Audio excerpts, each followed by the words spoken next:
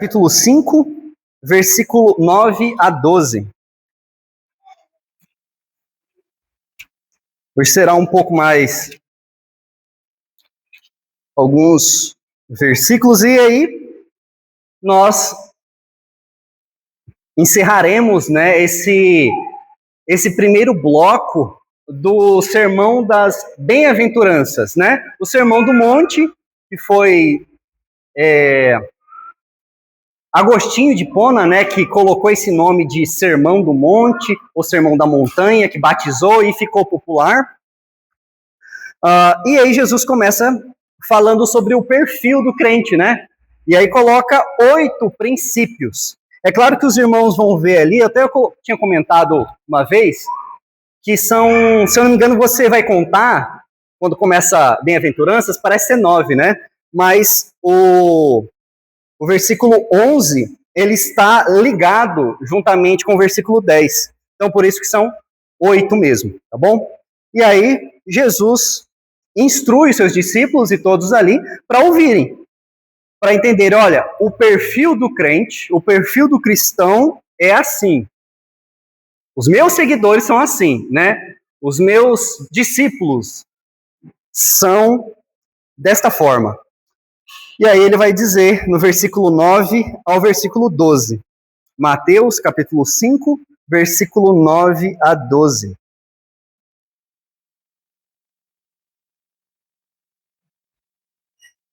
Mateus, capítulo 5, versículo 9 a 12.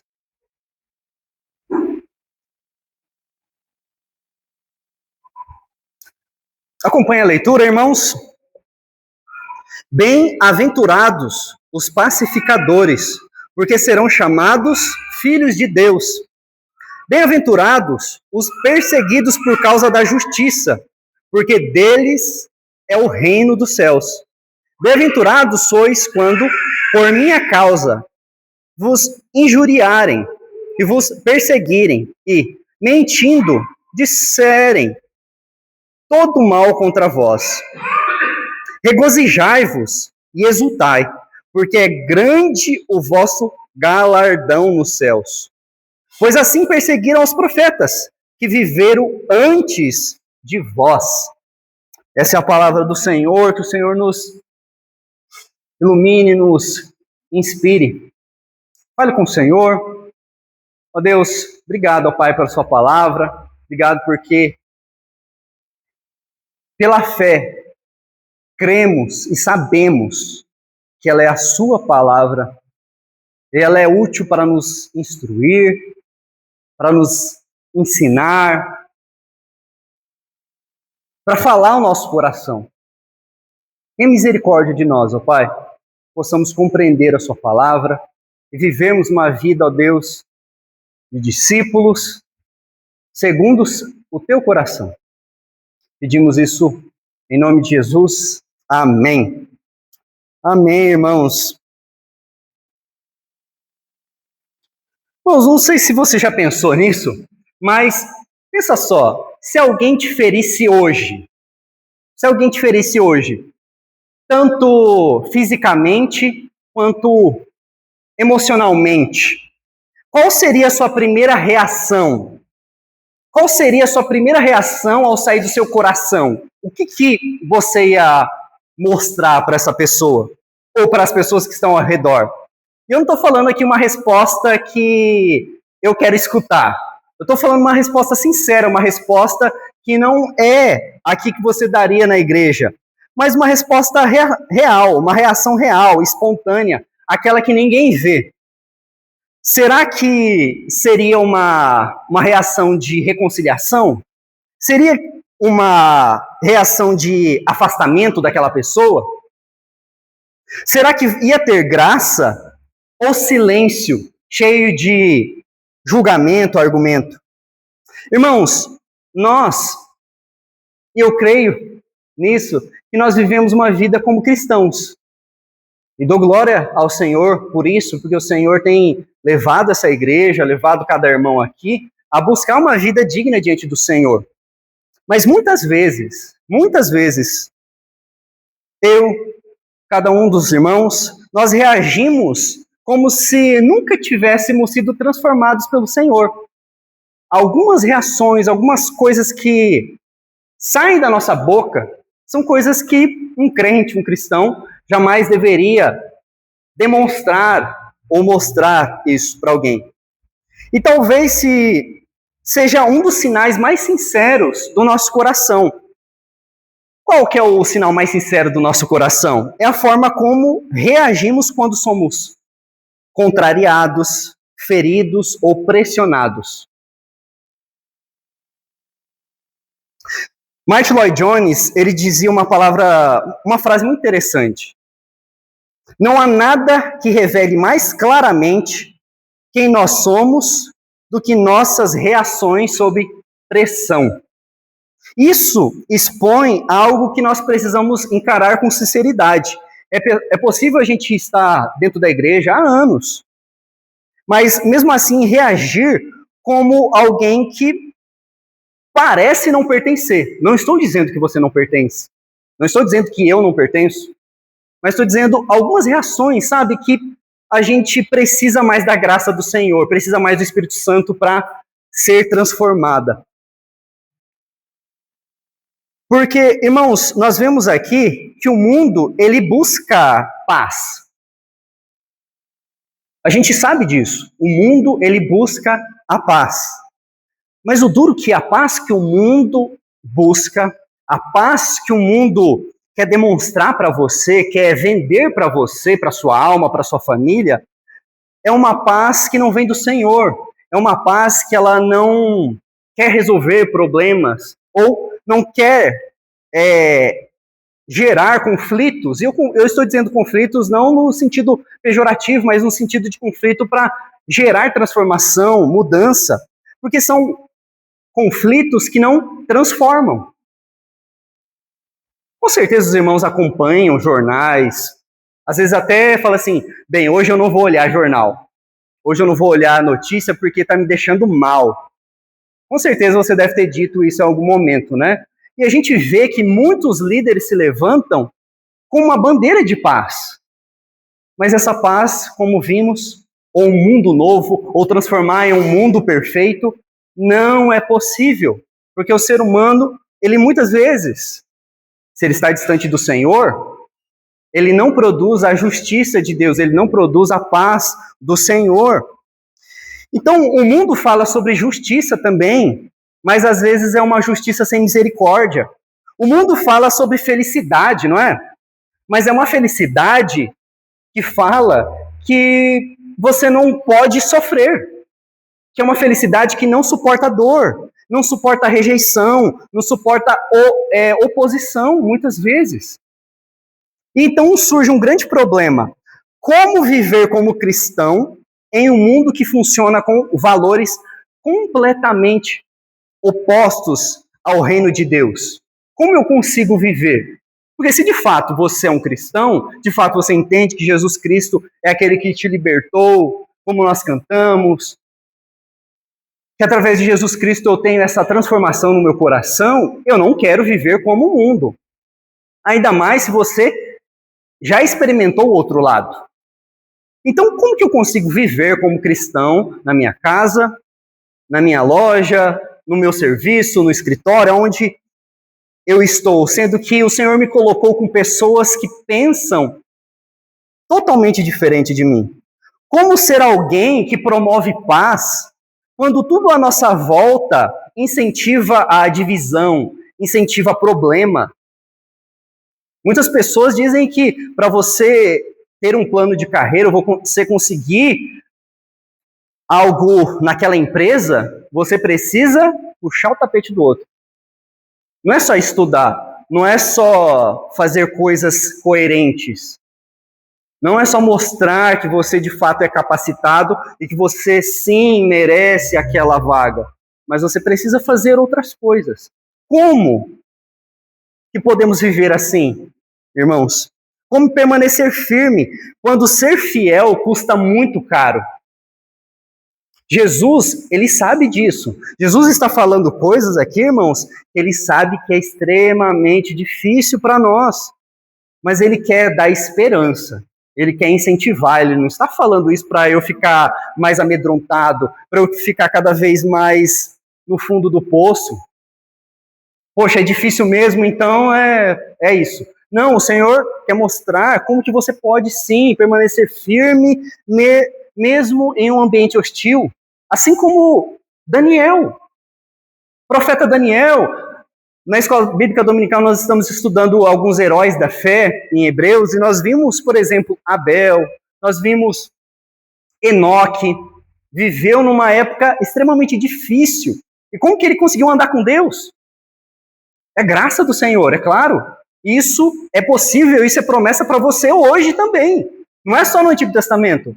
Como que Noé conseguiu viver anos e anos de, talvez ouvindo muitas pessoas zombando dele, e ele conseguiu manter firme, construindo, por causa da promessa, por causa daquilo que o Senhor coloca. E ainda mais, irmãos, como se alegrar quando viver corretamente diante de Deus traz oposição, crítica e até rejeição. E o duro é que você fala assim, poxa, rejeição no trabalho eu estou acostumado, pode ser normal, mas rejeição da sua família, rejeição das pessoas que você ama.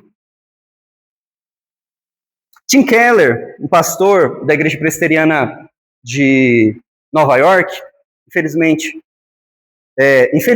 para nós, mas feliz para ele, porque ele está no céu com o Senhor, ele disse algo muito profundo. O mundo oferece uma identidade baseada no desempenho e na aceitação. O Evangelho oferece uma identidade baseada na graça. Isso muda completamente a forma como enfrentamos o sofrimento. Porque não é através, então, dessa performance, dessa estrutura que você tem que ficar mostrando o tempo todo que você é forte, que você passa por tudo, que você é uma mulher invencível, que você é um homem invencível. O Evangelho de Deus derrama graça, aonde aqui, em comunidade de fé, aqui como irmãos, você pode falar, eu quero uma oração. Eu estou com o coração muito angustiado. Eu achava que eu era firme. Eu achava que nada me abalava, mas eu preciso de oração, eu preciso dos irmãos, eu preciso de Deus. É isso, irmãos. A igreja é um lugar, e tem que ser, eu sei que às vezes, não sei o que você já passou, se você passou algum desentendimento, se passou já algum problema que faz você olhar a igreja como um lugar assim, que não é um lugar muito bom de ficar, de pessoas falsas. Isso pode acontecer, irmãos, isso pode acontecer em qualquer lugar. Mas o que precisamos entender é que esse não é o padrão do Senhor. Não é o padrão de uma igreja. Por isso que precisamos meditar na palavra, por isso que precisamos olhar para a palavra de Deus e ouvir isso para que a gente possa ser transformado. Tanto nós quanto todos a comunidade. Porque a comunidade precisa ser, sim, uma família onde todo mundo se ajuda, onde todo mundo consegue também orar um pelos outros, fortalecer um aos outros. Isso é muito importante, né? O Senhor, é claro, ele coloca líderes que ajudam muitas vezes, né? Mas às vezes tem tantas coisas. A gente vê isso em Atos, né? Os apóstolos, eles estavam querendo tomar conta de tudo, até que eles percebem que não estava dando. E aí eles ordenam outros homens, outras pessoas ali para ajudá-los também. E essa ideia também a gente vê que não era só em liderança, mas era também em toda a igreja. A igreja toda se ajudava. A igreja também cuidava uns dos outros, né? A gente, por exemplo, quando vê a conversão de Paulo, a gente vê depois ali um líder indo ali, orando por ele, batizando, mas ele está numa casa, que a gente não sabe certinho quem é. A Bíblia fala um endereço que não dá para entender aonde que é de fato, mas ele está numa casa de um irmão. Ele está ali sendo hospedado, sendo cuidado por alguém da igreja. Ou seja, todos nós precisamos ajudar, todos nós precisamos fazer alguma coisa, irmãos, porque isso dá a ideia de pertencimento, de corpo, isso nos ajuda a viver nesse mundo. O domingo precisa ser um dia onde eu possa descansar mesmo. Quando eu falo descansar, irmãos, eu não falo assim de ficar deitado, sabe? somente, mas descansar assim, sabendo, poxa, hoje eu creio que o Senhor vai me renovar. Essa semana foi corrida, cansativa, fiz tanta coisa ruim aconteceu, mas também tanta coisa boa aconteceu, é claro, né? Às vezes a gente fica cego e só olhando um lado, né? Às vezes a gente fala assim, poxa, é um exercício que às vezes é importante para nós. Às vezes a gente fica olhando e fala assim, poxa, só tem arroz e ovo? Talvez a gente poderia olhar assim, poxa, graças a Deus tem arroz e tem ovo, né? Também é um exercício para nós também, né? E no domingo, como irmãos, agradecer, ver, né, os irmãos andando no Senhor. Então Jesus, ao ensinar essas palavras em Mateus 5, irmãos, ele não está apenas dando conselhos para uma vida melhor. Ele está descrevendo uma pessoa, que só é possível. Eu quero tentar deixar isso bem claro. O que Jesus está falando aqui, quando você lê, é impossível? É impossível se você estiver distante do Senhor. Então, com a sua força, com a sua determinação, com aquilo que tem dentro de você, é impossível ser um pacificador. É impossível ser humilde. É impossível ser manso. É impossível ter misericórdia. Mas aqui Jesus está descrevendo alguém que foi transformado pelo reino. E nós precisamos sim, irmãos. Não é olhar assim, eu vou... Qual que eu quero aqui? Qual que eu sou? Né? Não, é igual o fruto do Espírito, né? Não é, eu tenho domínio próprio, eu não tenho. Não, todo cristão ele precisa ter todos. Ele precisa desenvolver. É claro que uns têm facilidade com um ou outro, mas nós precisamos desenvolver todos. E isso só é possível por causa de Jesus. Então, a primeira coisa que a gente precisa olhar, irmãos, e acalmar o nosso coração é, antes de você desesperar, de falar assim, eu não consigo ser assim. O Senhor vai te ajudar. O Senhor, através do Santo Espírito, que está em você, que habita em você, que trabalha no nosso coração, vai sim frear, vai te ajudar. Mas você precisa viver de forma intencional. Para aprender qualquer coisa, a gente tem que fazer de forma intencional, né, irmãos? Assim, eu vou aprender isso, ou vou estudar isso, né? E aí você fica tentando bolar momentos, estratégias para conseguir, então, que isso surta efeito, que isso se desenrole. E da mesma forma, a nossa vida espiritual. Eu preciso ir e acordar e falar assim, eu quero sim ser uma pessoa que demonstra Cristo, demonstra o Senhor. Por isso, irmãos, a primeira ideia do texto está no versículo 9. A primeira ideia, então, que eu quero apontar os irmãos é: o cristão produz paz, não alimenta conflito. É a primeira coisa que precisamos lembrar, irmãos, colocar no nosso coração. Eu, como cristão, eu produzo paz, eu não alimento conflito. Olha o que diz a palavra do Senhor. Bem-aventurados os pacificadores, porque serão chamados filhos de Deus. Irmãos, Jesus ele começa com uma afirmação que confronta e confrontou meu coração. Vai direto, porque ele não diz bem-aventurados os que amam paz, aquelas pessoas que querem muita paz. Ele diz pacificadores. E você fala, não é a mesma coisa? Bem, quando a gente vai estudar a palavra, a gente percebe que é um pouquinho mais. Não é só amar a paz. E isso muda tudo. Porque amar a paz, amar a tranquilidade, sabe quando você está em casa, dependendo de onde você mora, às vezes você consegue um dia de paz, assim, né? Uma manhã, alguma coisa de paz. E você fala, poxa, isso é tão gostoso, isso é tão maravilhoso. É claro que todo mundo ama a paz. É fácil amar a paz. O difícil é produzi-la. Produzir a paz. E essa palavra aqui, usada, ela carrega essa ideia de agir intencionalmente para restaurar relacionamentos quebrados. Então, em resumo, um pacificador, o que Jesus está dizendo aqui é, bem-aventurados, muito felizes são aqueles que são pacificadores. E o pacificador, aqui, segundo a estrutura, o significado da palavra não é só aquela pessoa que ama a paz, mas aquela pessoa de forma intencional, ela entra em alguns ambientes, entra até mesmo em conflitos, mas não para piorar, mas para promover a paz.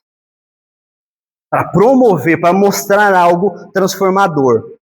Não é alguém neutro, não é alguém que foge do conflito, é alguém que entra nesse conflito com um propósito, e não um propósito para jogar a bomba, mas um propósito para reconciliar. E isso é profundamente bíblico, irmãos, porque no fundo Jesus está dizendo assim, quem vive assim se parece com Deus. Quem vive dessa forma, anda dessa forma, está parecendo com Deus. A Bíblia, irmãos, nos mostra que Deus não ficou distante quando houve uma ruptura ou a queda. O que você lembra em Gênesis? Em Gênesis, a palavra de Deus diz que o Senhor não ignorou o conflito entre ele e o homem. Nós vemos aqui que o Senhor, ele toma a iniciativa. Ele vai ao ofendido, que vai até aquele que o ofendeu, e ele vai até ali e pergunta, o que está acontecendo? Onde vocês estão? Ele está querendo trazer o homem, ele vai gerar um conflito? Vai, precisa corrigir, mas ele está, na verdade, não para destruir o homem e a mulher, na verdade, para restaurar, ressignificar a vida deles. Ele tomou a iniciativa. A Bíblia nos mostra que em Cristo, Deus estava reconciliando consigo o mundo. Então o Senhor, ele dá o bem mais precioso, ele se desfaz, Jesus Cristo se derrama, vem como um homem sofredor, que não passou, que não teve riqueza, que não teve prosperidade financeira aos olhos do mundo, mas foi um homem Deus, verdadeiramente, Messias prometido, que fez com que possamos nos conectar de novo com o Senhor. Ou seja, Deus não apenas ama a paz, mas ele produz a paz. E quando um cristão vive assim, o que Jesus está dizendo para os apóstolos dele? Ou seja, para os seus discípulos? Um cristão, uma pessoa, meu discípulo, que vive dessa forma, então ele será chamado filho de Deus. Filho de Deus. Não é isso que está dizendo o texto, irmãos? Bem-aventurados pacificadores, porque serão chamados filhos de Deus. Não é porque conquistaram isso. Você não conquista isso, irmãos. Mas é porque Cristo trabalha no seu coração e você consegue demonstrar isso na sua vida. O pregador João Calvino, ele afirmou: os pacificadores são aqueles que não apenas evitam disputas, mas fazem o possível para restaurar a harmonia entre os homens. E agora entra um ponto, irmãos, que eu comecei a meditar e falei, poxa, me confrontou. Porque, eu não sei para vocês, às vezes para vocês é um pouco mais fácil, mas isso não é natural para mim. Não é natural para mim, irmãos. Trazer harmonia, trazer reconciliação, não é natural para nós. O nosso coração, quando ele é ferido, ele quer fazer o quê? O meu, normalmente, ele quer se defender, ele quer se justificar, ele quer vencer, ele quer se afastar, ele quer punir em silêncio. É isso com o meu coração. É isso que o coração, na verdade, pecaminoso, um coração longe do Senhor, ele quer fazer. Um coração que precisa constantemente ser transformado, precisa, porque ele se defende, ele se justifica, ele quer vencer, ele quer se afastar, ele quer punir todos ao seu redor. Mas nós estamos dizendo aqui, que queremos paz. E muitas das vezes queremos uma paz que preserve, irmãos, o nosso orgulho, não o nosso relacionamento. Eu quero restaurar a minha amizade com o nosso irmão Marcos. É uma suposição, tá, irmãos? Graças a Deus a gente se ama, a gente é irmão. Mas, enquanto o Marcos não pedir desculpa ajoelhado, eu não vou perdoar. A ideia é essa, irmãos. Às vezes a gente quer sim promover paz, porque a gente entende que isso é bíblico, de fato o Espírito Santo fica ali tocando no teu coração, mas a gente quer que o outro O Senhor está falando, você precisa, o crente precisa promover a paz, precisa desenvolver você mesmo. Entrar muitas vezes nesse confronto, e o confronto que eu estou dizendo, mais uma vez, eu repito, para ficar claro, não é confrontar de brigar com a pessoa, é de, fazer aquela pergunta que você e ele não quer que você faça. Não quer responder. Eu não quero responder essa pergunta, por favor, a gente vai ficar conversando, vamos conversar de outras coisas, mas essa pergunta não. Nós vamos tocar nesse assunto. Agora eu quero que vocês possam imaginar, vocês já assistiram um filme e a nossa imaginação é muito boa. Imaginem e olhem para a cruz de Cristo. Jesus Cristo, naquela cruz, ele está sendo injustiçado, ele está sendo humilhado, ele está sendo ferido, e ainda assim, as palavras de Jesus Cristo, o nosso maior exemplo, o nosso Senhor, não são palavras de reação, irmãos. São palavras de intercessão. Olha só aqui a palavra de Deus diz. Jesus diz assim, Pai, perdoa-lhes, porque não sabem o que fazem. Irmãos, isso daqui é o maior exemplo de ser um pacificador. Jesus, sendo Deus, não falou assim, Senhor, agora, Pai, derrama o raio. Destrói, ó Pai. O nosso Senhor mostrou num momento assim de dor que eu não consigo imaginar. Ele disse, Senhor, perdoa, porque eles não estão tendo noção. Se eles tivessem uma noçãozinha, eles não estavam fazendo isso, ó Pai, comigo. Isso é ser pacificador. Não é na ausência da dor. Não é quando as coisas estão bem. Não é quando está tudo maravilhoso, então agora eu vou ser pacificador. Ei, vamos, gente, tudo bem? Como você está? Não. É escolher ser pacificador, escolher a graça de Deus e derramar na vida daquela pessoa, ou da sua própria vida também, viu, irmão? No meio da dor. No meio da dor. Jesus ele está mostrando isso para nós, através do seu grande exemplo, que a vida cristã, ela não é para ser vivida somente quando você está bem, ou quando está tudo ok. É para ser vivida também no momento de dificuldade. Porque no momento da facilidade, como bem sabemos, é muito fácil. Mas no momento de dificuldade, o Senhor ele está dizendo, você também vai ser pacificador? Você também vai me louvar? E se eu não te curar? Você não vai me louvar, então? Você esqueceu da promessa?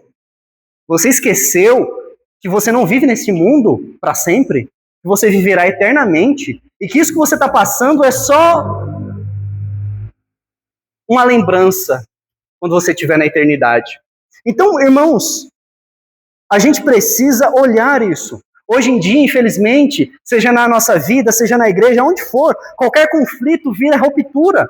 Uma conversa mal resolvida gera distância, uma expectativa frustrada gera silêncio, uma ofensa vira afastamento definitivo. Vivemos numa cultura onde o cancelamento se tornou um monstro, se transformou em algo grandioso, onde as pessoas não mais reconciliam. E esse algo demoníaco, está entrando nas igrejas. Nós estamos trazendo essa cultura de cancelamento dentro das igrejas. Pessoas se distanciando, igrejas se distanciando por conta disso, por conta de coisas pequenas. Então, uma aplicação para nós, irmãos, você tem promovido a paz ou só evitado conflito? Porque evitar não resolve. Ignorar não vai te curar. Enquanto você não resolver isso na sua vida, você não vai ter paz. Ignorar não resolve. Se afastar não reconcilia.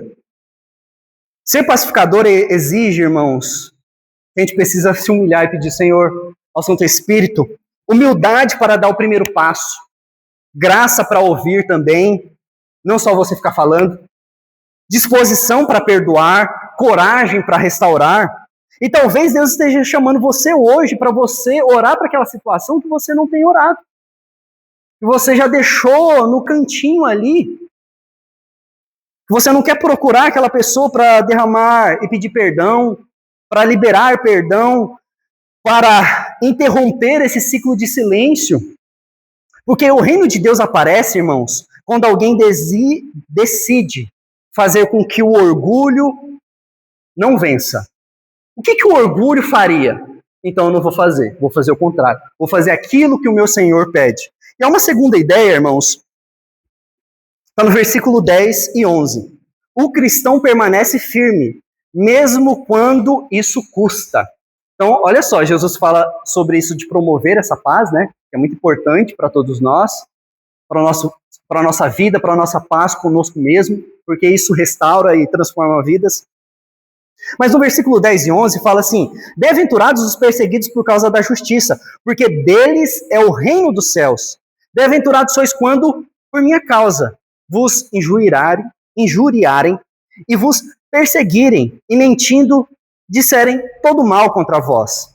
Agora aqui a gente vê que Jesus aprofunda um pouco mais essa meditação. Jesus agora coloca em outro patamar. Os discípulos estavam achando que estava difícil. Jesus, ele trabalha mostrando assim, ó, que longe dele, longe do Espírito Santo, a gente não consegue. É isso que a Bíblia quer mostrar para nós, irmãos. Você, longe de Deus, você não vai conseguir. Você não vai conseguir se restaurar, ter uma boa vida somente com o Senhor. Porque não é só promover paz, irmãos. É sobre o que acontece quando, mesmo quando você faz certo, você enfrenta oposição. Aqui a gente falou sobre essa pacificação, eu coloquei algumas aplicações para a gente pensar na nossa vida, sobre nosso passado, sobre nosso presente, futuro, e a gente procurar ter essa restauração na nossa vida também. Mas, às vezes, foi você que foi a causa, alguma coisa que aconteceu, né, trouxe essa ruptura. Ok, mas se você está vivendo uma vida em paz, tranquila, está procurando fazer o que é certinho, e aí Jesus fala assim, olha, eu quero que você continue firme, porque só pelo fato de você dizer que você me confessa como o único e suficiente Salvador, não é dizer assim, como nós já conversamos algumas vezes, eu acredito em Deus. Porque acreditar em Deus até os demônios acreditam. É dizer assim, proclamar. Quando você proclama, eu creio em Jesus como meu único e suficiente Salvador, esteja pronto, porque de fato nós entendemos que poderemos sim enfrentar oposição. E perceba algo importante, Jesus não está dizendo assim, ó, se acontecer, Jesus ele trata algo como esperado, vai acontecer. Se de fato você quer ser o meu discípulo, e é a melhor escolha, a melhor coisa que você deve fazer na sua vida, você tem que entender que vai sim, em algum momento da sua vida, você vai passar sufoco por ser verdadeiramente cristão. Algum momento você vai sofrer essa resistência, irmãos. Mas existe uma condição clara no texto. Não é só porque você é crente, sabe? Tem uma condição clara que isso precisa ser bem explicado para nós. O texto está falando o quê?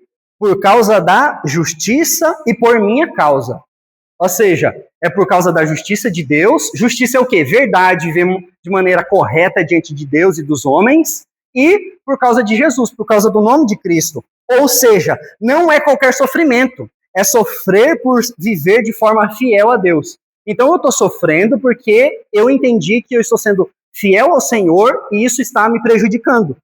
Isso é essencial, irmãos, entendemos, porque nem toda rejeição é perseguição, viu? Precisamos lembrar disso. Nem toda rejeição é perseguição. Às vezes você fala assim, estão me perseguindo no meu trabalho, estão me perseguindo porque eu sou crente. Não, às vezes você é uma pessoa estúpida. Às vezes você é uma pessoa chata mesmo. Às vezes você pecou e às vezes você não está realmente demonstrando que você é cristão na empresa, na sua família, em outro lugar. Então, às vezes, as pessoas estão deixando você de lado pela sua personalidade. A Bíblia está dizendo que a perseguição de fato existe no cristão por causa de você estar vivendo fiel e por causa do nome de Cristo. Isso vai ficar muito claro na sua vida. Então, às vezes, é só consequência de atitudes erradas da nossa vida. Mas aqui Jesus está falando de algo diferente, viver corretamente e ainda assim rejeitado. Irmãos, não sei se você, e eu espero que nunca aconteça isso, mas não sei se você já teve essa experiência de ser rejeitado.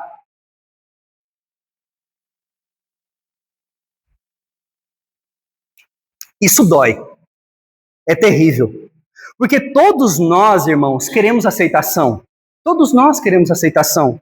Todos nós queremos ser bem vistos. Todos nós queremos ser respeitados. Todos nós queremos ser compreendidos. E talvez, irmão, você esteja cansado de ser firme. Cansado de tentar fazer o que é certo, sabe? Você está falando, poxa, eu estou aqui, pastor, tentando o tempo todo, ser firme, ser perseverante. Eu estou tentando manter meus princípios. Eu estou cansado porque eu não quero ceder. Mas eu vejo um monte de pessoas vivendo de forma mais leve. Eu vejo um monte de pessoas vivendo de forma tão tranquila, tão gostosa, que eu sinto inveja disso.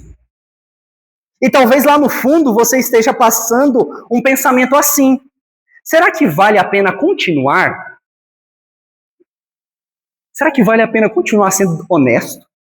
Será que vale a pena continuar fazendo tudo aquilo para me manter justo diante do Senhor?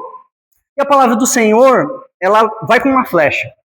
Ela diz, vale sim. Porque essa oposição não define quem você é. Ela revela quem você pertence. A quem você pertence. Não é o contrário.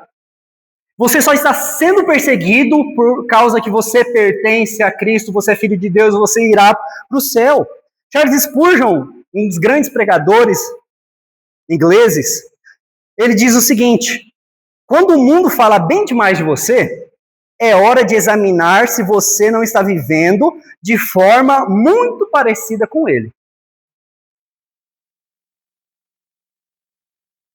Se na faculdade, na escola, no seu trabalho, as pessoas não acham você um pouco estranho por conta do evangelho, é claro, né? Alguma coisa está estranha. E isso é forte, irmãos, mas necessário. Porque os profetas, eles foram perseguidos não por erro. Os profetas erraram? Não. Mas pela fidelidade. Eles falaram a verdade e foram rejeitados por isso. E Jesus, ele deixa claro, ele é muito honesto. O evangelho é honesto. Assim perseguiram os profetas que viveram antes de vocês. E vocês acham mesmo que, crendo em mim, agora vai acontecer tudo tranquilo? E isso é a verdade fundamental do evangelho, irmãos. Uma igreja, uma pregação, uma palavra que não mostra essa realidade, não é pregação bíblica, não é pregação do Senhor. Eu não estou me comparando, irmãos. Não. Longe de mim. Mas eu estou dizendo para a gente tomar cuidado, irmãos, porque às vezes a gente procura mensagens, às vezes a gente procura coisas que de fato... Eu não estou dizendo assim que é pecado a gente ouvir uma palavra de conforto, não é isso. Tem momentos da nossa vida que nós precisamos de palavras de conforto, de alegria, de louvor, isso existe. Mas o princípio do evangelho é mostrar que precisamos derramar nossa vida diante do Senhor, crer nele, mas entender que existe um custo. E se fizeram isso com o nosso Salvador, também farão conosco. Algumas pessoas entram na igreja, algumas pessoas se tornam membros de igreja, se tornam crentes, e quando se deparam com coisas assim da vida ou da palavra, ficam assustados. Mas ninguém me falou. Eu não sabia que era assim, eu achava que eu ia entrar na igreja e ia ficar tudo maravilha. Tudo tranquilo na minha vida. Não é bem assim, irmãos. A paz, a tranquilidade, a gente vai ver agora, nesse terceiro ponto. Porque hoje, viver princípios bíblicos, irmãos, é visto com problema. Eu tenho princípios bíblicos, os princípios bíblicos governam a minha vida. As pessoas ficam olhando assim para você, nossa, esse cara aí já leva para o lado político, já leva para um monte de coisa, né? Às vezes defender a verdade com amor é chamado de intolerância. Às vezes você explicar o que é certo, você é intolerante. Você às vezes falar o óbvio, será sim chamado de intolerante. Não sei se os irmãos viram, eu não olhei se é real mesmo, tá, irmãos? Então eu não quero propagar fake news. Mas eu vi, se eu não me engano, um pastor canadense, não sei qual denominação, não entendo isso. Mas eu vi de relance, assim, que ele só foi protestar e ele não queria que as crianças e que os seus filhos assistissem uma palestra de uma pessoa trans para crianças, ali na biblioteca. É isso, ele protestou isso, ó, eu não quero que meus filhos, e eu não acho que isso é de bom tom, né? Ele não fez protesto, ele não foi com cartaz, ele não chegou com arma, ele não fez nada, ele só falou a posição dele, e de tal forma que a polícia prendeu. A polícia prendeu ele porque ele estava com discurso de ódio. Discurso de ódio. Isso vai acontecer. Não só comigo, porque eu já estou na linha mesmo ali de largada, de chegada, do front mesmo. Talvez eu serei um dos primeiros, se isso acontecer. Mas nós precisamos também, como crentes, como pessoas, olharmos isso para nós. Então, irmãos, você precisa decidir algo no seu coração. Você quer ser fiel ou ser aceito? O que você quer? Porque os dois não dá muitas vezes. Ser fiel ou você quer ser aceito? Porque em muitos momentos você não vai conseguir os dois. Ser firme na fé vai te custar aprovação, vai te custar às vezes relacionamentos, vai te custar oportunidades, e você está disposto a viver isso por causa de Cristo? Por causa do nome de Cristo? Às vezes relacionamentos que você tanto quer, que você acha que faz tão bem para você, mas por causa de Cristo você precisa abandonar. Amizades, oportunidades, conversas. Isso aconteceu comigo, irmãos. E a partir do momento que eu inventei de ser pastor, foi mais. Mas isso não é só porque eu fui pastor, irmãos. É porque isso mostrou um pouco mais o que ia acontecer comigo. Isso era meio normal. Mas o que eu estou querendo dizer é, o crente, ele também passará por momentos assim. E a gente precisa pedir ao Senhor essa maturidade para entender que sim, às vezes pessoas vão se afastar de nós, porque eles entendem que eles não conseguem nem chamar você para as coisas, porque eles vão ficar envergonhados com a sua presença. Às vezes você não fez nada para a pessoa, mas a sua presença vai incomodá-los, e vai fazer com que eles fiquem com vergonhas. Então, quer saber, não vou chamar você não. A terceira ideia, irmãos, que nós vemos aqui, a terceira e última, é o cristão se alegra porque a sua esperança está na eternidade. Irmãos, olha o que falou o texto bíblico: regozijai-vos e exultai, porque é grande o vosso galardão nos céus, pois assim perseguiram os profetas que viviam antes de vós. Jesus agora ele chega no momento mais difícil. E é um resumo aqui, viu, irmãos? Dizendo assim, olha, vocês precisam ser pacificadores, vocês precisam então promover essa paz, vocês precisam permanecer firmes, né? Mas agora vocês precisam se alegrar. E você fala, pronto, agora dificultou mais ainda. Como que eu vou me alegrar? E não é uma alegria superficial. Ele usa duas palavras muito fortes. Regozijai-vos e exultai. Isso aqui não é natural, irmãos.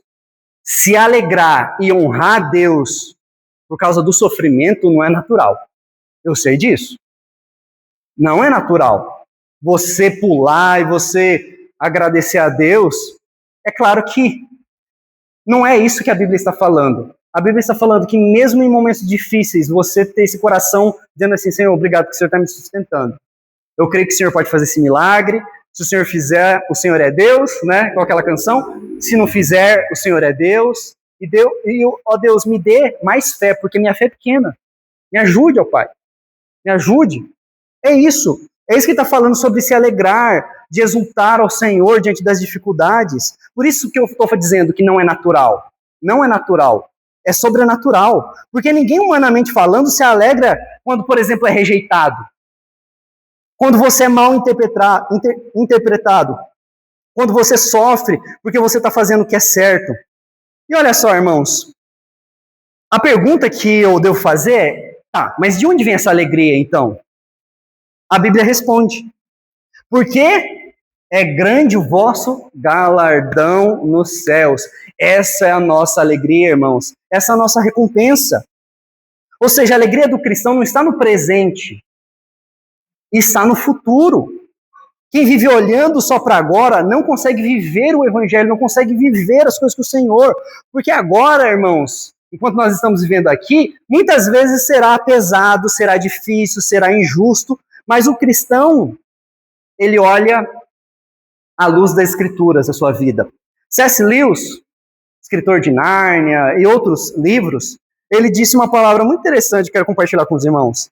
Ele falou assim: se você vive apenas para este mundo, ele nunca será suficiente.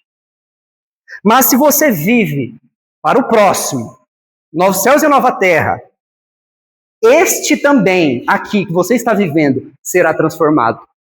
Isso é precioso, irmãos. Porque quando eu olho para o futuro, quando eu olho para o que eu vou experimentar, eu procuro então ser paciente aqui, eu procuro ser então humilde, eu procuro transformar, derramar para aquelas pessoas um pouquinho do gosto de viver nos céus e a nova terra.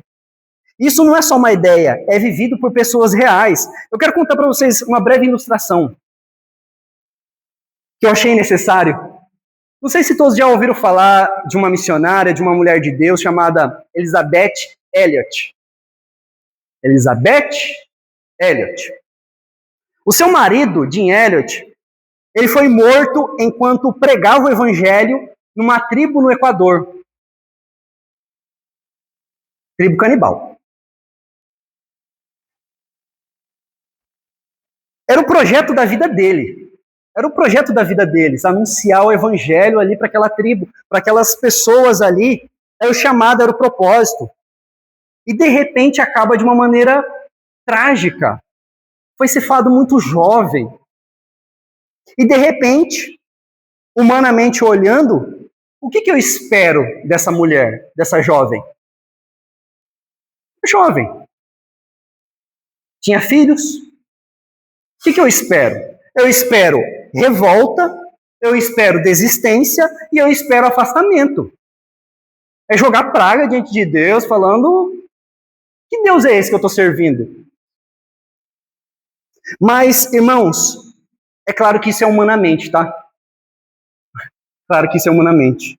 Mas Elisabeth Elliot fez algo que só o evangelho explica. Eu não consigo explicar isso para vocês, nem ela consegue explicar. Ela escreveu tantos livros, mas ela entende que é só o evangelho. Ela voltou para o mesmo povo que matou o marido dela. Mas ela não voltou com ódio. Ela não voltou com vingança, mas com o evangelho, para pregar também para esse povo. E essa tribo ouviu mais uma vez o evangelho e se converteu. Se converteu. Irmãos, não é na ausência da dor. Isso não é ausência de dor. Isso não é uma alegria que depende das circunstâncias, mas da certeza de quem Deus é. Com certeza essa mulher sofreu muito. Com certeza essa mulher teve crises, sim, espirituais fortíssimas. Mas ela entendeu. E o que trouxe esperança para ela é a certeza de quem nosso Deus é, da promessa, de que o marido dela não foi tirado dela, foi levado para a presença do Senhor. Está em graça, está no Senhor, onde ele sempre quis estar. Ela escreveu algo que expressa exatamente o que Jesus está ensinando aqui.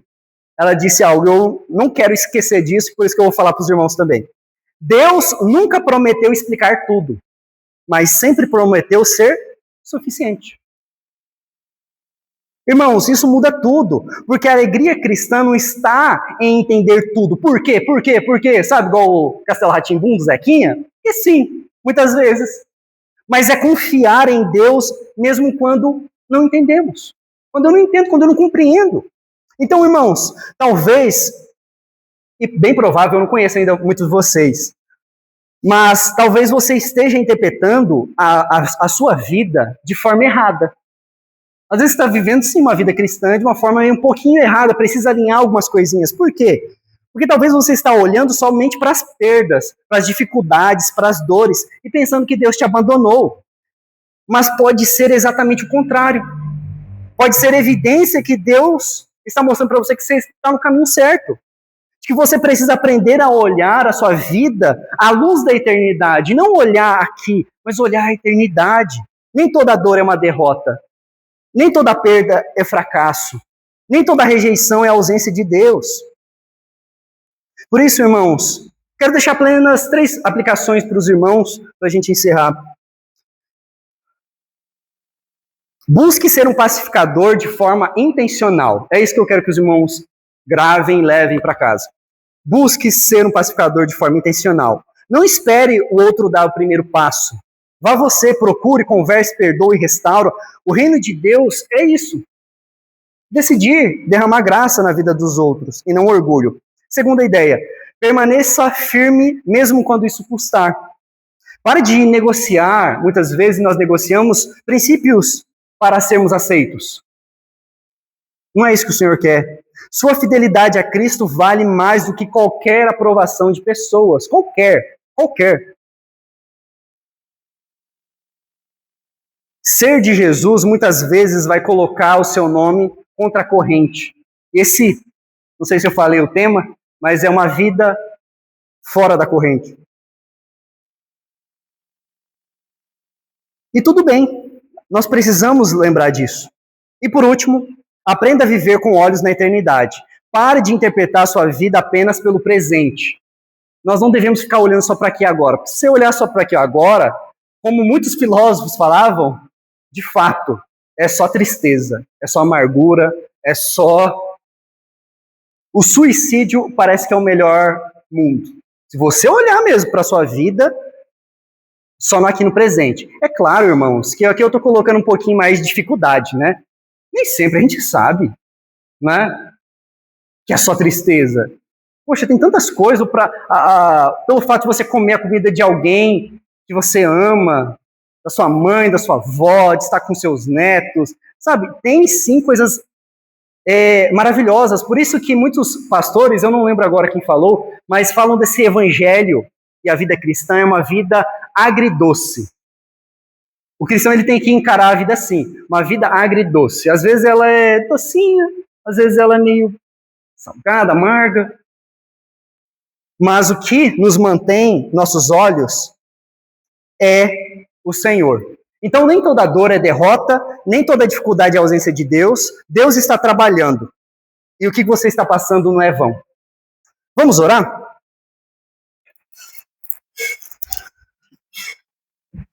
Ó Deus, nós agradecemos a Ti, ó Pai, porque o Senhor tem nos sustentado, o Senhor tem mostrado para nós, ó Pai, diante da Sua palavra, que só o Senhor pode nos ajudar.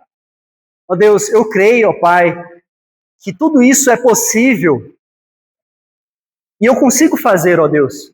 Cada irmão aqui, eu rogo pela vida de cada irmão aqui presente, todos nós podemos sim viver e sermos bem-aventurados.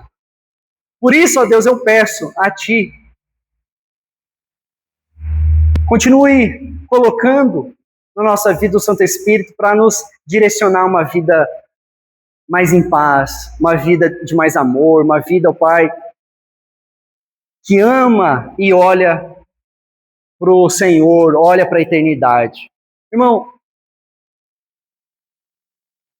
às vezes nós podemos estar passando por dificuldades, mas eu te peço, ó Deus,